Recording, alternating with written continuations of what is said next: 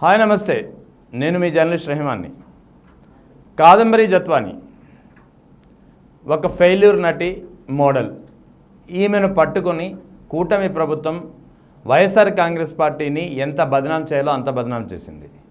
అంతేకాదు, ముగ్గురు efficient IPS అధికారులు, ఒకరు పిఎస్ఆర్ ఆంజనేయులు, మరొకరు కాంతిరాణా టాటా, ఇంకొకరు విశాల్ గున్ని, మరొక ఏసీపీ అధికారి ఒకరు ఉన్నారు.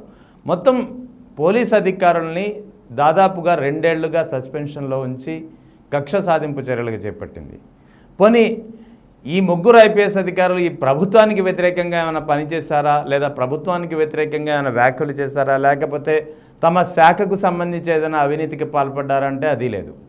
కేవలం కాదంబరి జత్వాని అనే ఒక నటి కేసులో ఈ కూటమి ప్రభుత్వం గత ప్రభుత్వంలో కీలకమైనటువంటి పొజిషన్లో ఉన్నటువంటి అధికారుల్ని ఏ విధంగా ఇబ్బంది పెట్టాలి అనేదే ఒక కీలకమైనటువంటి లక్ష్యంగా చేసుకుంది.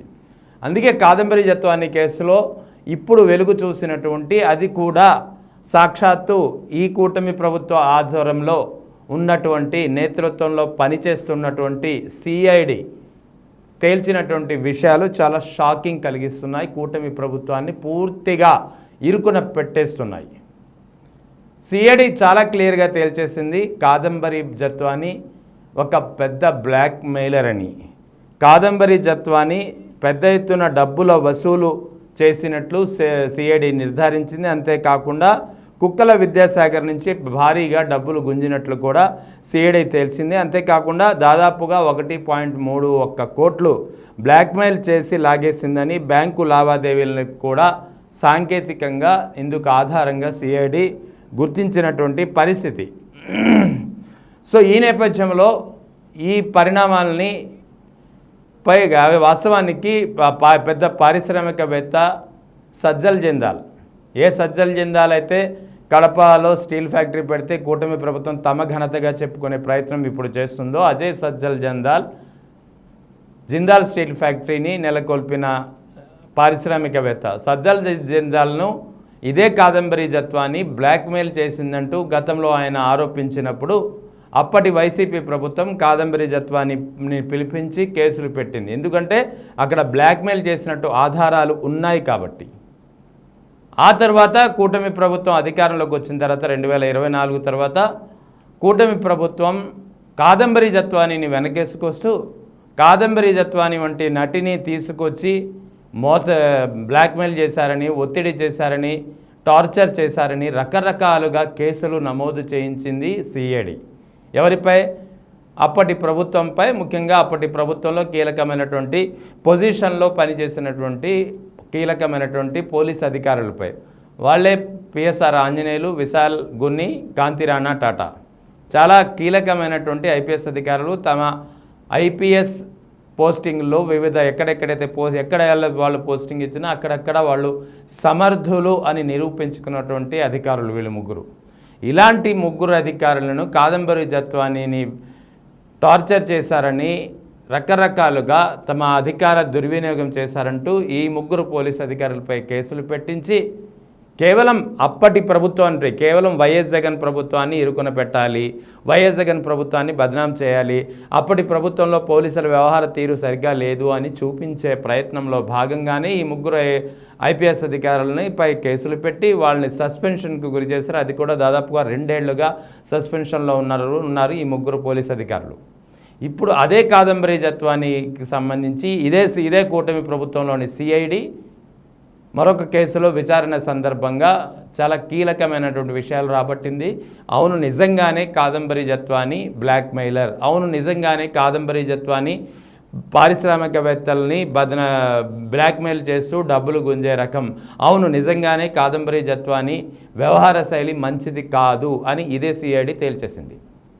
మరిప్పుడు ఈ ముగ్గురు పోలీస్ అధికారులకు ఏ పోలీస్ ముగ్గురు అధికారులైతే ఈ కూటమి ప్రభుత్వం అధికారంలోకి వచ్చిన తర్వాత అదే కాదంబరి జత్వాని కేసులో దాదాపుగా 2 ఏళ్లుగా సస్పెన్షన్కు గురి చేసిందో, సస్పెన్షన్ వేటు వేసిందో, అటువంటి సమర్థులైనటువంటి అధికారులని బదనాం చేసే ప్రయత్నం చేసిందో, ఇప్పుడు దానికి సమాధానం ఈ కూటమి ప్రభుత్వం ఏం చెబుతోంది, ఈ పోలీస్ శాఖ ఏం చెబుతోంది?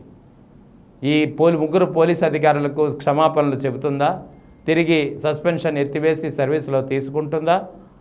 ఒకవేళ సర్వీసులో తీసుకున్నా సరే ఇన్నాళ్ళు 2 ఏళ్లుగా సస్పెన్షన్కి వేటుకు గురివేశారే ఒక కాదంబరి జత్వాని అనే ఒక ఫెయిల్యూర్ మోడల్ చేసినటువంటి ఆరోపణల ఆధారంగా, అది కూడా బలవంతపు ఆరోపణలు అనుకోవచ్చు, మరొకటి అనుకోవచ్చు, వాటి ఆధారంగా ముగ్గురు పోలీస్ అధికారుల కెరీర్ను నాశనం చేసే పని చేసింది కదా. ఇప్పుడు ఏమంటుంది మరి కూటమి ప్రభుత్వం? ఇప్పుడు పోలీసులు ఏం ఆన్సర్ చెప్తారు దీనికి? ఇదే సిఐడి మీ ప్రభుత్వ ఆధీనంలో మీ ప్రభుత్వ నేతృత్వంలో పనిచేసే సిఐడినే అదే కాదంబరి జత్వాని ఒక పెద్ద బ్లాక్మెయిలర్ అని, దాదాపు 1.3 కోట్లు లాగేసిందని, బ్యాంకు అకౌంట్లు కూడా దీనికి ప్రాథమికంగా టెక్నికల్గా సపోర్ట్ చేసే ఆధారాలు ఉన్నాయని, కుక్కల విద్యాసాగర్ అనే వ్యక్తి నుంచి పెద్ద ఎత్తున డబ్బులు గుంజినట్లు ఆధారాలు ఉన్నాయని ఇదే సిఐడి, ఇదే కూటమి ప్రభుత్వంలో పనిచేస్తున్నటువంటి సిఐడి తేల్చింది కదా. మరి ఇప్పుడు ఆ కాదంబరి కేసు విషయంలో ముగ్గురు పోలీస్ అధికారుల కెరీర్ను నాశనం చేసే ప్రయత్నం ఈ కూటమి ప్రభుత్వం చేసింది కదా. దానికి సమాధానం ఏం చెబుతుంది? చాలా కూటమి ప్రభుత్వానికి కానీ పోలీస్ శాఖకు కానీ ఏ విధంగా కక్ష సాధింపు చర్యలకు చేపడుతోంది? ఇన్నాళ్ళు ఇప్పటి వరకు కూటమి ప్రభుత్వం అధికారంలోకి వచ్చిన తర్వాత వివిధ కేసుల సందర్భంలో కూటమి ప్రభుత్వం కానీ పోలీస్ యంత్రాంగాన్ని ఉపయోగించుకుని కక్ష సాధింపు చర్యలు చేపడుతోంది అంటూ ఆరోపణలు విమర్శలే వస్తున్నాయి ఇప్పటి వరకు. కానీ ఇప్పుడు ఇదే కాదంబరి జత్వాని కేసులో ఏ విధంగా కూటమి ప్రభుత్వం బ్లాక్మెయిలింగ్కు కానీ లేదా కక్ష సాధింపు చర్యలకు కానీ పాల్పడిందో చాలా క్లియర్గా ఇదే కేసులో అర్థమవుతుంది. ఎందుకంటే ఈ కూటమి ప్రభుత్వంలో అధికారంలో నేతృత్వంలో పనిచేసే సిఐడి తెలిసినటువంటి విషయాలు కూటమి ప్రభుత్వానికే మింగుడు పడని పరిణామంగా మారాయి. అయితే ఇక్కడ ఇంకొక సహజమైనటువంటి ఒక అనుమానం రావచ్చు.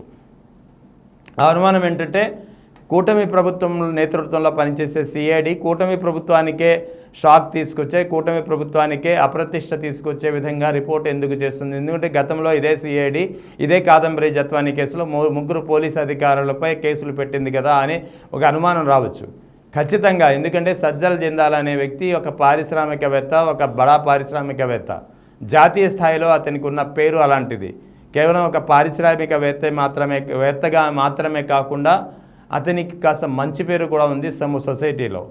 అటువంటి వ్యక్తిని బద్నాం చేసే పని చేసినప్పుడు సహజంగా అతనైతే ఊరుకోడు కదా.